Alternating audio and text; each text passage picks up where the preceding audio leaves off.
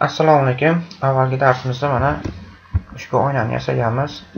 Bizning tugma degan bitta tugma yasab, button yasab, o'zimizning oynamizga, ya'ni sahnamizga shu epizodni joylashtirdik.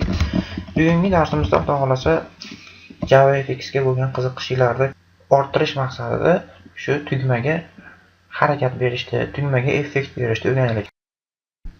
Buttonimizga yozilgan matnda shriftini ham o'zgartirsak bo'ladi. Shuni ham o'rganib qo'yishga ziyon qilmaydi. Buning uchun tugma deb turib, mana buttondan klassdan olingan obyektning nomini yozib turib, davomiga set font degan metodni ishlatishim kerak. Set font. Fontni tarjima qilsak, o'zimizning tilda shrift bo'ladi. Endi buni davomiga new deymanda font deyman.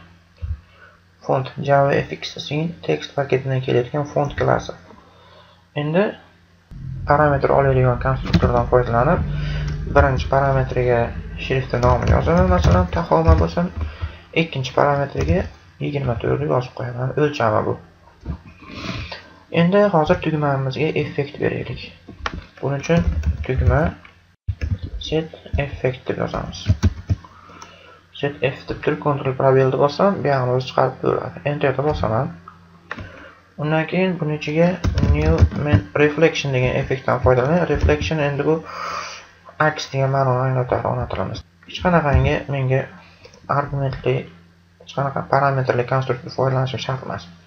Endi hozir ikkita ish qildik. Birinchi tugmamizga shrift o'rnatdik, ikkinchi tugmamizga effekt o'rnatdik.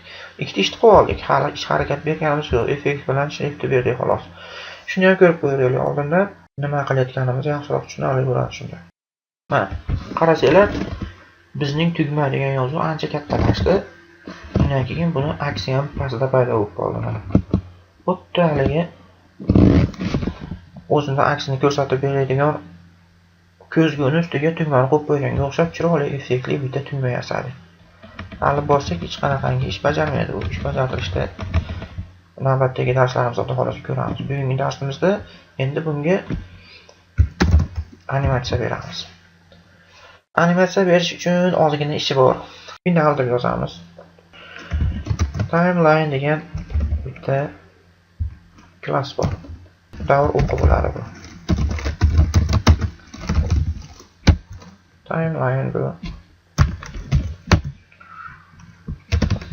Davr o'qini set cycle count timeline indefinite degan bor. Yana davr o'qiymiz. Auto reverse'ni true qilib qo'yamiz. Undan keyin yana bir narsa yasayman. KeyValue degan klassdan bitta obyekt olamiz. Tugmani opacitysini o'zgartiramiz. Animatsiya qilayotgan vaqtimizda tugmani opacity degan xususiyati bor. 0 dan boshlanadi.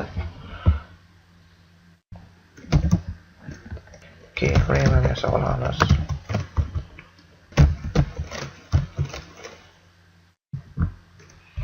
Check-in'da duration'ni ko'rsatishim kerak. Duration ya'ni davomiyligi. Millisekundlarda 600 bo'lsa,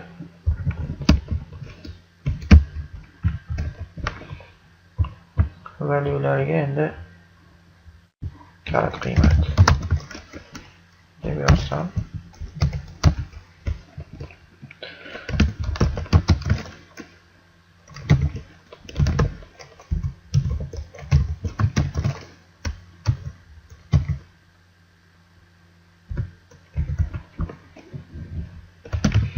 undan keyin davr o'qini play qilib qo'ysam bo'ldi. Davr o'qimiz cheksiz marta aylanadi dedim. Cheksiz marta davom etadi. Shu davr o'qi oxiriga yetib qolsa, ikkinchi marta aylanib ketaversin dedim.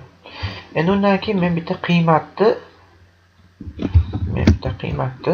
ramka deb qo'yibman. Ramka bo'lishi kerak. Ctrl R deb bosib turib, yana A ga o'zgartirib qo'yaman, enterni bosaman.